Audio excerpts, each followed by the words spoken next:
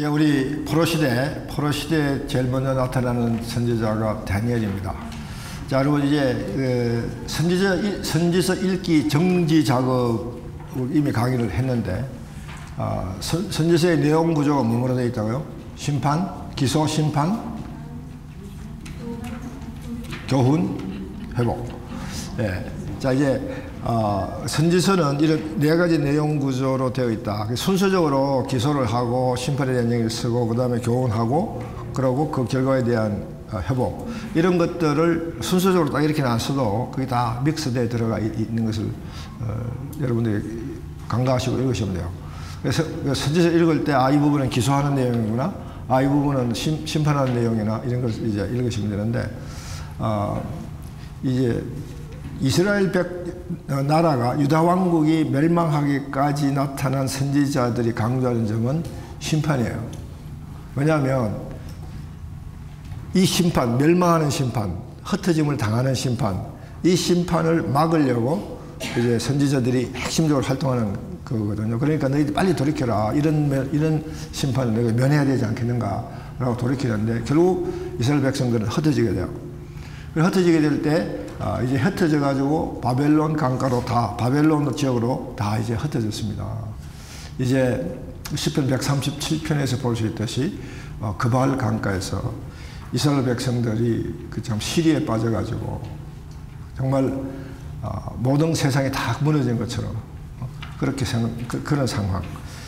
우리가 그 모습을 보고 이스라엘 백성들이 얼마나 시리에 차 있는가. 그러니까 이 시절에 이제 선지자들이 그들을 위해서 이제 회복을 강조하는, 이 시대의 선지자들은 회복을 강조합니다. 그러면서 계속해서 기소와 교훈을 하는 거죠. 너희들이 이제 돌이키면 이제 고토, 그러니까 이 가나안 땅으로 돌아갈 수 있다. 그런 소망을, 희망을 줍니다. 다니엘서도요. 하나님 다니엘을 부르시고 다니엘을 통해서 주시고자 하시는 말은 뭐냐면요. 여러분, 그 금신상, 그러니까 다니엘이 2장에 그 느부갓네살 왕의 꾼 꿈을 해석하잖아요. 그 꿈의 마지막 부분이 하나님 나라를 가리킵니다. 예.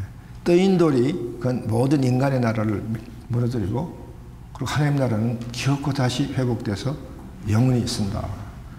인자 같은, 그러니까 떠인 돌, 인자 같은 이가 나타나서 세상 나라를 다 멸하고, 그리고 하나님 나라를 회복해서 영원히 세운다.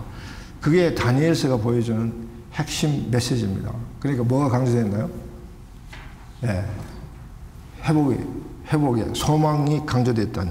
다니엘은 605년에 1차 포로 시절 때, 그러니까 갈그미스 전투에서 그때 잡혀가죠. 그때 잡혀가서 이제 바벨론에서 다니엘은요, 무려 4명의 왕조의 왕을 섬기면서 아주 긴 그런 선지 활동을 하는데, 정말 다니엘이 젊은 나이에 잡혀가가지고 그 왕중의 그 산의 진미를 통해서 이제 건강하게 키우려고 그렇게 4명의 이 유대인 소년들을 이제 키우려고 산의 진미를 제공하고 막 이럴 때 그 친구들이 그걸 거절하잖아요.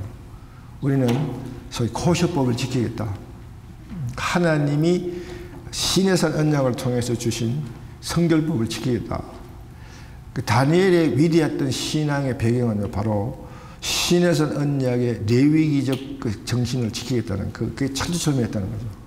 그게 다니엘이 산의 진미를 거절했다. 이게 무슨 단순히 하나의 식사 행위 뭐 그런 그게 아니라, 다니엘이 그걸 거절한 그 이면에는요, 다니엘은 언약 백성으로서 구별된 삶을 살겠다는 그 믿음이 투철했다는 거예요. 그래서 소위 채식 위주로 자기들이 식단을 짰을 때 오히려 어떻게 했나요? 네, 더 건강한 모습을 보여줬습니다. 그게 바로 우리가 얘기하는 하나님을 의지하는 자의 삶의 모습이라는 거죠. 예, 그런 이 다니엘의 그런 모습들을 우리가 볼 수 있습니다. 그 2장에 나오는 느부갓네살의 꿈에 나오는 그 머리는 순금, 가슴과 둘 팔은 은, 배와 넓적 다리는 놋, 종아리는 철, 진흙으로 된 신상. 이거는 바벨론 메데바사 그리스 로마로 해석되는 세상 나라를 보여준다. 그렇게 흔들 해석합니다. 그러나 하나님 나라는 보잘것없고 모양도 없고 풍채도 없는 돌멩이로 보였지만은 그 뜨인 돌이 그러나 그 세상 나라를 다 멸하고 하나님 나라를 세우신다. 그 다음 7장에 보면요, 또 다른 하나의 꿈을 꾸는데 사자, 곰, 표범, 무섭고 놀라운 짐승 이런 것들을 통해서 또 하나의 환상을 보여줍니다. 이런 걸 통해서 하나님 나라의 그 권능을 보여주는 영원한 나라, 그리고 그 나라를 세우기 위해서 오실 인자, 그 인자의 개념이 여기서 시작되는 거죠. 예수님은 자신을 인자라 그랬다. 바로 다니엘서에 나오는 그 인자의 개념으로 어프로치를 하신 거죠. 예. 하늘의 구름을 타고 오신 영광스러운 인자, 하늘의 인격을 가지신 분, 그리스도가 바로 이 영광스러운 나라에 세우시는 그런 일을 하시는 분이다. 바로 이런 걸 통해서 이제 포로들에게 이제 새로운 소망을 보여주는 겁니다. 다니엘서 이런 배경을 가지고 다니엘서를 읽으시면 되겠어요. 다니엘서 1에서 6장은 느부갓네살 왕의 꿈을 통한 앞으로의 역사를 예언하고요. 그 다음에 그러니까 1장에서 6장까지는 실제로 일어난 역사적 사실을 근거로 해서 쓴 거고요. 그 다음 7장에서 12장까지는 이제 미래에 일어날 일들을 환상으로 보여주는 거죠. 그래서 이 미래에 일어날 일들이 가깝게는 중간기 시대에 실현됩니다. 네, 중간기 시대에 알렉산드리아가 이제 그 대국을 하고 이제 그 헤롯 왕들이 등장하고 이런 것들에 대한 얘기들을 보여주는 거고, 더 길게는 계시록에 나타나는 종말론적 상황을 예언합니다. 우리 계시록을 공부할 때 길게 설명할 시간이 없겠지만은 계시록을 푸는 가장 핵심적인 얘기들은 지금부터 나오는 이 다니엘서, 그리고 에스겔서, 그리고 스가랴서 이런 데 나오는 환상적인 얘기들, 이런 얘기들을 잘 이해하고 소화를 해 두셔서 그 계시록 상황에 그걸 이해하는 기본으로 삼으셔야 돼요. 이런 것들이 다 근거가 어디 있다고요? 이런 것들이 하나의 환상으로 현실적 상황과 관계없이 환상으로 보여주는 거지만은 이런 근거가, 핵심적인 근거가 어디 있다고요? 하나님 나라. 이게 하나님 나라입니다.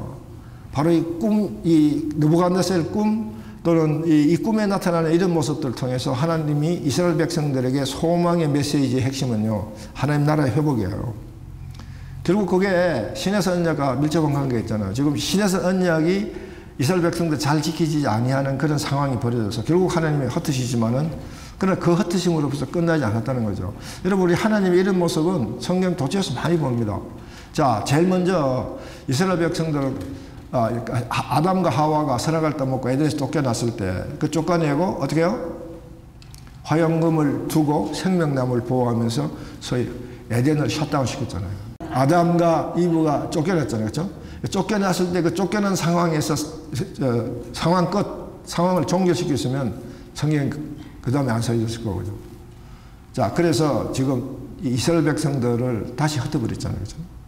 여기서 하나님이 상황 끝, 이제 다 흩었으니까 끝이다. 얘들이 내 신에서 언약을 안 지켰으니까 더 이상 돌볼 필요 없어. 그러고 상황 끝. 그랬으면 성경이 또 안 써졌겠죠. 하나님이 다니엘이라든가 에스겔이라든가 이런 선지자들, 특히 다니엘과 그 에스겔을 통해서 소망, 마른 뼈들이 다시 살아서 붙어서, 살이 붙어서 큰 군대를, 하나님 나라 회복을 얘기하는 거예요. 하나님 나라 회복. 하나님은요, 당신의 나라, 당신의 주권을 회복한 일에 사실 올인하고 계시잖아요, 지금. 올인. 그렇죠? 그것 때문에 천지를 창조하셨으니까. 예. 그 다음에 말라기에서요, 우리 말라기 공부 다음 시간에 하겠는데, 말라기에서 하나님께서 이스라엘 백성들이 관계가 끊어지면서 하나님이 턱이 떨어지는 소리를 우리가 이제 말라기를 공부하면서 들을 텐데, 그래서 이제 끝났어, 진짜 끝났어 라고 닫았으면 신뢰가 없잖아요. 그렇죠? 하나님께서는 이렇게 끊임없이 당신의 나라를 회복하는 이 구속의 역사에 결코 포기하지 않으시는 거죠. 포기란 있을 수 없는 거죠. 계속 이어지는 겁니다. 이 시절 마찬가지예요. 우리는 기어코 드디어 마침내 백보자 심판 앞에 서게 됩니다. 그게 정말의 신앙이에요. 그게 그 근거가 창세기 3장 15절부터 지금까지 이어놓는 그 흐름 가운데 있는 우리 한 시점에 있는 거 아닙니까? 우리가 그런 신앙의 모든 그 베이스를 그런 걸 가지고 계셔야 된다는 거죠. 우리는 하나님께서 우리를 결코 놔두시지 않고 결코 새하늘과 새 땅으로 이제 이어가시는데 그 일환으로 다니엘서에서 이런 걸 보여준다는 거죠. 그러니까 다니엘서에 나오는 이 예언적 기록 같은 것들을요, 우리가 그런 의미로 살펴보시면 되겠습니다. 자, 이 금신상의 얘기를 놓고 하나님 두 가지 메시지 주시는데 바로 세상 나라와 하나님 나라를 대조해서 두 가지 메시지 주신다는 거죠. 핵심 뭐냐면 세상 나라는 결국 망한다. 세상 나라는 결국 망합니다. 그렇죠?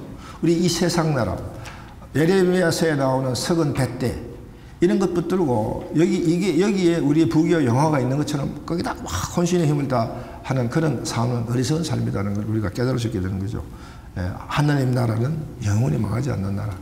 그것이 반드시 회복되는 나라. 그리고 그 나라에서 우리는 하나님과 함께하는 복을 누릴 수 있는 그런 가게 된다는 사실을 기억하시면 되겠습니다. 자, 포로된 백성들이 이제 아까 전에 얘기했던 시편 137편과 같은 그런 상황에서 그발 강가에서 그들이 이제 수포와 비금을 버드나무에 걸어놓고 탄식하는 그 내용이 시편 137편의 내용인데 그 내용이 뭐냐면 자기들이 여호와를 향하여 불렀던 그 찬송하는 그 찬송을 바빌론의 신을 한 곡 뽑아라, 한 곡 불러라. 이제 그 강요를 받았을 때 그 일을 참아할 수 없어서 이제 그걸 포기하고 그들이 수금과 비파를 하나님을 찬양하기 위해 썼던 수금과 비파를 차라리 버리면 버릴 수 있는 그거를 가지고 이방 신상을 찬양하는데 쓸 수 없다. 그래서 그 버드나무에다 걸고 탄식하는 모습들을 그린 건데 이들이 가졌던 신학적 갈등이 무엇인가 우리가 한번 살펴볼 필요가 있습니다. 바로 이게 바로 신정론적인 질문이에요. 하나님께서 택하신 백성이 어찌 이방 민족에 멸망되었는가? 그게 바로 신정론적인 질문입니다. 더 이상 우리에게 소망이 있는가? 하나님께서 과연 우리와 함께 계시는가? 이게 에스겔서를 통해서 던져지는 당시의 포로들의 고민이었다는 거죠. 그 고민들의 해결을 에스겔서가 던집니다. 자, 여러분, 우리 에스겔서를 읽으면서 여러분들이 꼭 명심할 게 하나 있어요. 바로 에스겔서의 개요라고 나와 있는데 이게 사실 에스겔서의 핵심 구절입니다. 그들이 나를 여호와임을 알리라. 우리 하나님이요, 얼마나 우리가 하나님을 하나님으로 알아주길 바라시는지 그걸 기다리가 안 되니까 하나님 에스겔을 통해서 날 좀 알아라, 날 좀 알게 해주라 라는 당부를 지금 합니다. 여러분은 하나님을 바로 알고 계세요? 이게 우리의 문제이기도 합니다. 우리가 거듭거듭 얘기하지만은 성경을 통해서 하나님 누구이신가를 우리에게 계시를 해주셨잖아요. 성경은요, 하나님이 어떤 분이시고 무엇을 하셨고 무엇을 하고 계시는가를 보여주는 책이 성경입니다. 다시 말하면 하나님의 우리에게 보여주신 계시예요. 하나님은요, 영이시기 때문에 하나님이 직접 이 성경이라는 하나님의 말씀이라는 이 성경이라는 이걸 통해서 우리에게 계시해 주지 아니하시면 우리는 하나님을 도저히 알 길이 없습니다. 그러니까 하나님이 우리에게 성경을 주시고 하나님이 당신을 우리에게 이렇게 말씀을 통해서 계시해 주신 가장 큰 이유가 하나님이 누구이신가를 하나님 스스로 보여주신 거예요. 그러니까 그러므로 우리는 그 하나님 누구이신가를 알아야 되잖아요. 알아야 제대로 된 찬송이 나오고 제대로 된 예배가 나오고 제대로 된 성김이 나오잖아요. 우리는 그래서 성경을 읽어야 할 또 다른 이유가 그게 분명히 있는 겁니다. 성경을 안 읽으면 우리가 하나님이 성경을 통해서 계시해 주신 그 하나님을 제대로 알 길이 없잖아요. 엉뚱한 하나님을 알고 출애굽기 32장에 금송아지를 만들었고 그걸 숭배했던 그런 모습으로 우리 끊임없이 돌아가고 있다고 그죠. 출애굽기 32장의 금송아지 예배 사건은요, 그때 그 시절에 한 해프닝을 끝낸 게 아니고 오늘 우리의 삶 가운데 이런저런 모형으로 그대로 다시 재현되는 사건입니다. 그렇기 때문에 우리는 이 하나님이 누구이신가를 아는 일에 우리의 모든 삶을 그려야 돼요. 우리 모든 성경 공부를 거기다 그려야 됩니다. 우리 성경 읽기 모든 것들이 바로 그들이 나를 여호와임을 알리라. 거기다 그려야 된다. 그들이 누굽니까? 네, 당시의 이스라엘 백성 하나님을 몰랐기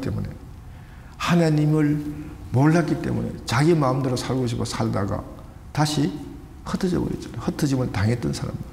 오늘 이 시대 우리는 하나님을 바로 알아서 흩어짐을 면하고 살아가느냐. 이것도 우리가 함께 생각해 볼 문제라는 거죠. 에스겔서를 그런 마음으로 이해하시면 되겠고요. 에스겔은 2차 포로 때 잡혀갔던 자인데, 에스겔이 잡혀갈 때 이미 제사장으로서의 훈련을 받고 있었다, 그렇게 봅니다. 그리고 되게 당시에 제사장으로 부름을 받을 때 나이가 되게 한 30쯤 됐을 때 그래요. 에스겔이 하나님의 부름심을 받고 이제 이 포로지에서 선지자로 선택될 때 나이가 되게 제사장이 될 수 있는 그 연령에 도달했을 때다라고 이제 그렇게 추정을 합니다. 에스겔서가 부름을 받을 때 아직 사실 예루살렘이 멸망하지는 않았어요. 그렇죠? 다니엘도 1차 포로 때 잡혀가기 때문에 3차 포로가 잡혀가는 시기적으로 보면 다니엘이 포로지에서 예언 활동을 시작을 했지만은 아직까지 예루살렘이 완전히 망해가지고 정권이 없어지고 포로 활동을 하는 것이 아니라 아직까지 마지막 이제 숨이 아직도 안 끊어지고 깔딱깔딱 그 무렵에 에스겔도 이제 선지자로 등장했고, 그리고 다니엘 선지자로 등장을 하게 되죠.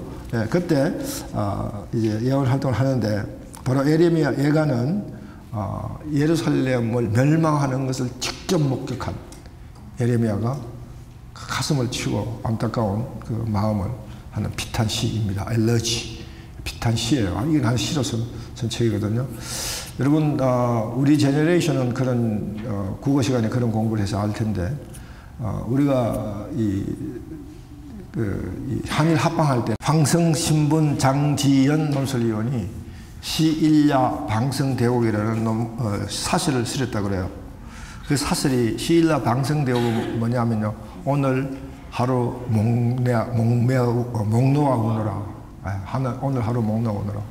그래 나라가 합병해서 없어졌던 그 시절의 그 애탄한 그 비참한 마음을 사설로 표현했듯이, 예레미야는 예가를 통해서 예루살렘이 멸망한 것을 이제 보여주게 되는 보고 쓴 글입니다. 그러니까 이 에스겔이 처음에 시작되는 부분에서 예루살렘이 멸망되는 부분들을 이제 보여주는 대목에 제일 먼저 인상적으로 나오는 것이 하나님의 영광이 예루살렘 성전을 떠나는 얘기가 나와요. 자, 하나님의 영광이, 다시 말해서 하나님의 임재가 예루살렘 성전을 떠납니다. 솔로몬을 떠납니다. 그 하나님이 떠난다, 이스라엘 백성들의 관계가 다시 끊어지게 된다는 걸 보여주는 거죠. 하나님의 영광이, 하나님의 임재가 언제 임했나요? 지금까지 성경을 읽어오면서 하나님의 임재가 언제 있었나요? 성막에서 BC 1445년에 시내산 광야에 왔을 때 이스라엘 백성들이 성막을 준공해가지고 중복식 할 때 하나님의 영광이 샤키나로 임했습니다. 그리고 하나님의 그게 구름으로서 성막 지성소 위에 항상 머무르시면서 하나님이 성막에 임재하셨다. 성막에 임재하셨다는 말은 성막이라는 그 테두리, 그 바운더리 안에 하나님이 임재하셨다는 게 아니라 우리 삶 가운데 우리가 함께 하시려고 오셨다, 그렇게 해석되어지는 거거든요. 임마누엘 하나님. 근데 그 하나님이 이제 성막의 솔로몬 성전으로 이어져서 그 성전에 계시다가, 다시 말하면 우리와 함께 계시다가 이제 우리를 떠나시게 되는 거죠. 예루살렘을 떠나시게 되는 겁니다. 근데 그 예루살렘을 떠나신 하나님 영광이 어디로 가나? 그발 강가를 향해 갑니다. 그 장면을 보는 거예요. 하나님이 예루살렘 성전은 떠나지만은 누구와 함께 하시죠? 이스라엘 백성과 함께 하시죠. 이게 우리 하나님이시죠. 그렇죠? 하나님은 우리와 함께 하시는 하나님. 언제나 임마누엘로 다가오시는 하나님. 그게 바로 하나님의 가장 아름다운 속성이라 그랬잖아요. 그래서 우리가 제일 첫 시간에 복이 뭐냐? 하나님과 여호와께 가까이 하는 게 복이라. 하나님 그 자체가 복이기 때문에 우리가 그 하나님과 함께하면 우리가 복의 엄청난 전념성 때문에 우리는 복을 누리는 삶 살게 된다. 하나님의 복을 누리기 위해서 살게 된다. 그래서 하나님 우리와 함께 하시게 되는 거죠. 그리고 우리가 그런 복을 주시려고 우리와 함께 하시려고 우리를 만드셨잖아요. 그래서 우리가 에덴에서 함께 있었잖아요. 근데 우리가 그걸 박차고 나왔으니까 하나님 우리와 함께 해 주시려고 그 다음에 어떻게 해요? 네, 성막에 오셨잖아요. 그리고 그 하나님 우리와 함께 하시려고 예루살렘에 함께 계시다가 예루살렘 성전이 므낫세에 의해서 너무너무 더러워지니까 하나님 그 안에서 호흡을 하실 수 없을 정도로 냄새가 나니까 떠나시는 거죠. 그보다 더 큰 의미는요, 이스라엘 백성들이 하나님이 예루살렘 성전에 계시는 한은 예루살렘이 멸망하지 않는다. 예레미야의 예언을 깡그리 무시하니까 하나님 열받아 떠나신 것 같아요. 너가 그래 믿으면 내가 떠나면 이건 내가 므낫세 악행에 의해서 내가 이제 예루살렘을 이제 멸망시킨다. 그리고 하나님이 떠나시죠. 떠나시면서 예루살렘이 멸망합니다. 그리고 떠난 하나님은 하나님의 백성이 계신 곳으로 가죠. 거기서 하나님과 함께 계속해서 이스라엘 백성들과 계속해서 함께하는 모습들을 우리가 볼 수 있습니다.